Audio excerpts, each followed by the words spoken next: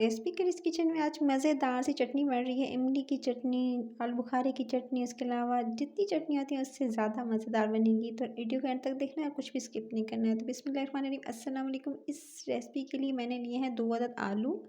आलूओं को बॉयल कर लेना है आपने और इस तरह से आपने इनका छिलका उतार लेना है। सिंपल आप पानी में डालकर बॉयल कर लीजिएगा, या आप छिलका उतार के इनके पीसेस करके भी, यानी इनको कट करके आप जो है वो इसको बॉयल कर सकते हैं। दोनों तरीक़ों से आप इसे बॉयल कर लीजिएगा और हल्का सा नमक डाल दीजिएगा अगर इंस्टेंट आपने जो है वो काम करना है, यानी जल्दी से गलाने हो तो बस नमक डाल दीजिए। इस तरह से आपने छिलका उतार लिया आलूओं का, और आलूओं का छिलका उतार लेने के बाद फिर आपने इनको जी इस तरह से काट लेना है।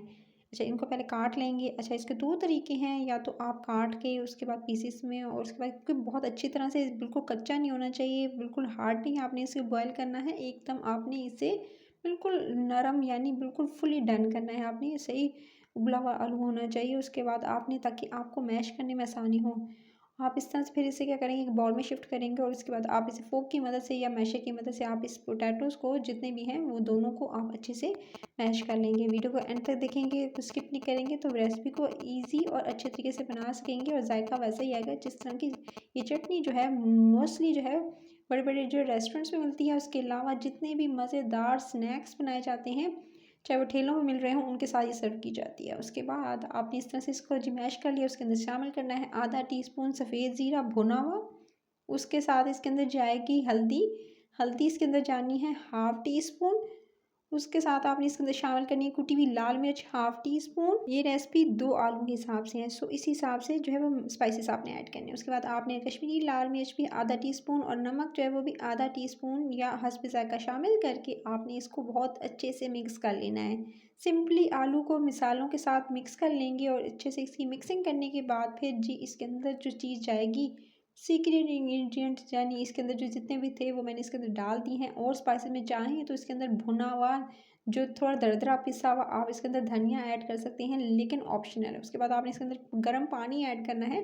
गर्म पानी की मकदार आपको बता दूं, थोड़ा थोड़ा ऐड की, ज़्यादा पानी इसके अंदर ऐड नहीं करना है। जस्ट मैंने 2 आलू जो थे उसके हिसाब से मैंने इसके अंदर तकरीबन 1 कप पानी इसके अंदर आपने भरकर ऐड करना है, और अच्छे से मसालों को पहले मिक्स कर लीजिएगा। बहुत बारीक मैंने आलू को नहीं पीसा है, अगर एकदम बहुत ज़्यादा बारीक पीस देंगे तो बहुत ज़्यादा अच्छी नहीं लगती है स्नैक्स के साथ। सो आप इसे थोड़ा मोटा मोटा, यानी इसके अंदर चंक्स रहने दीजिएगा, और इसके बाद जो है आप इसे स्नैक्स के साथ अफ्तारी में एंजॉय कर सकते हैं।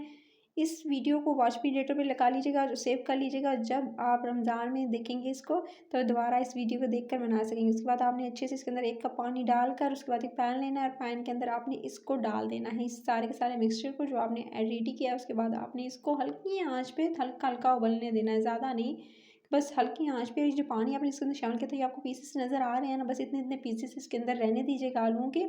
1 से 2 मिनट जैसे ही इसके अंदर बॉयल आएगा, इमली की चटनी ऐड कर देंगे, तकरीबन 3 टेबलस्पून भरकर मैंने इसके अंदर ऐड की है। इमली की चटनी ना हो तो इमली का गूदा इस्तेमाल कर सकते हैं। वैसे इमली की चटनी की परफेक्ट रेसिपी मेरे चैनल पर अपलोड हो चुकी है, वीडियो के एंड पे भी लगा दूंगी, वॉच मी लेटर पे लगा लीजिएगा और देख लीजिएगा। सो आपने इस तरह से इमली की चटनी को इसके अंदर ऐड करने के बाद आपने इसको पकाना है, मज़ीद आपने 2 से 3 मिनट पकाना है, ताकि इमली के साथ इसकी खटास और ज़्यादा अच्छी रहेगी। चाहें तो इसे खट्टी मीठी करने के लिए इसके अंदर आधा टीस्पून चीनी का इस्तेमाल भी कर सकते हैं।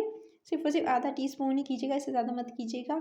सो इसको पकाकर बस आपने उतार लेना है, और इसको किसी भी जार में ठंडा करके आप जो है वह रख लीजिएगा सेव करके, आपकी महीना पूरी चल जाएगी अगर आप ज़्यादा क्वांटिटी में बनाएंगे।